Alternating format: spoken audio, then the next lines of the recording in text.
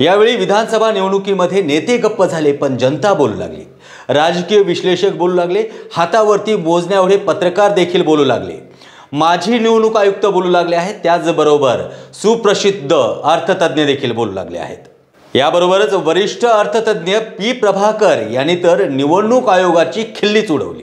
महाराष्ट्रातलं मतदान 20 नोव्हेंबर रोजी झालं आणि 23 नोव्हेंबरला महाराष्ट्रातील निकाल देखील लागला। हा निकाल एवढा धक्कादायक होता की पराभूत झालेल्या उमेदवारांपेक्षा विजय झालेले उमेदवार देखील चकित झाले।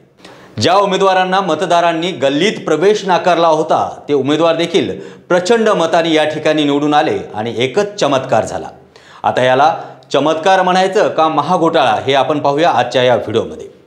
आकडेवारी पुढील प्रमाणे आहे। 20 नोव्हेंबर रोजी संध्याकाळी 5 वाजता जवळपास 58.22% मतदान झालं होतं। म्हणजेच 5,64,88,024 एवढं मतदान झालं होतं आणि रात्री 11:30 वाजता 65.2% मतदान झालं। अर्थातच 6,30,88,732 एवढं मतदान झालं होतं। म्हणजेच संध्याकाळी 5 ते रात्री 11:30 वाजेपर्यंत 65,97,708 एवढं अधिक मतदान झालं आहे।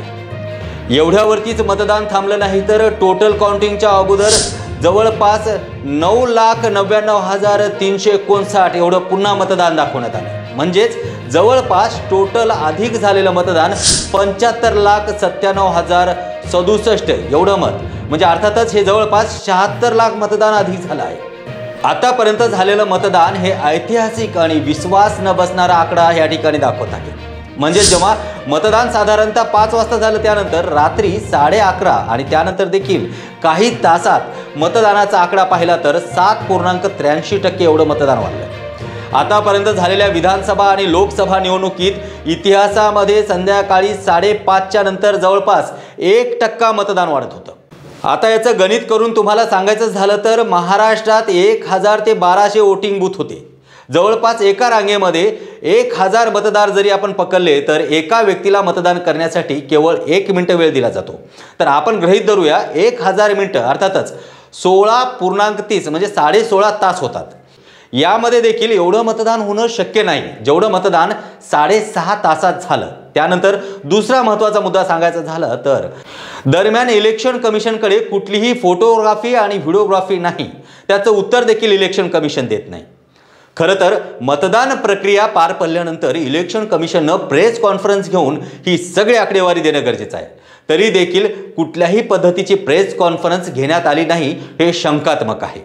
जवळपास 5च्या नंतर जेव्हा मतदान होतं तेव्हा पहिली चिठ्ठी आणि मतदान झाल्यानंतर शेवटची चिठ्ठी याचं गणित देखील जुळत नाही आणि इलेक्शन कमिशन याचं कुठलंही उत्तर देखील देत नाही। तर मंडळींनो, आपण पाहताय महायुतीचा एवढा प्रचंड मोठ्या प्रमाणात जो विजय झाला हा विजय नसून त्याचा पर्दाफाश आम्ही देशोन्नतीच्या माध्यमातून करत आहोत। कारण जे विजय झाला आहे तो झाला आहे केवळ संध्याकाळी 5 ते रात्री 11:30 या दरम्यान जे मतदान झालंय 76 लाख मतदान जे झालं आहे या 76 लाख मतदानांनीच या सगळ्यांना निवडून दिलं आहे। ज्यांना अपेक्षा नव्हती असे उमेदवार देखील यामध्ये निवडून आले। तर म्हणजे हा विजय महायुतीचा नाही तर हे जनतेची फसवणूक आहे।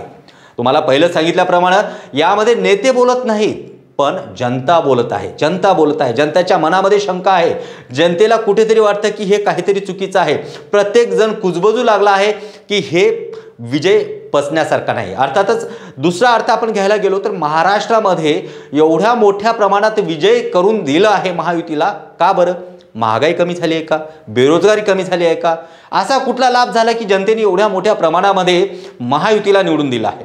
खरं तर हे महायुतीचं यश नाही आहे, हे अजिबात महायुतीचं यश नाही आहे, हे जनतेची फसवणूक आहे। जर अशाच पद्धतीने हे चालत राहिलं तर एक दिवस या राज्यावरती नाही देशावरती हुकुमशाही येईल।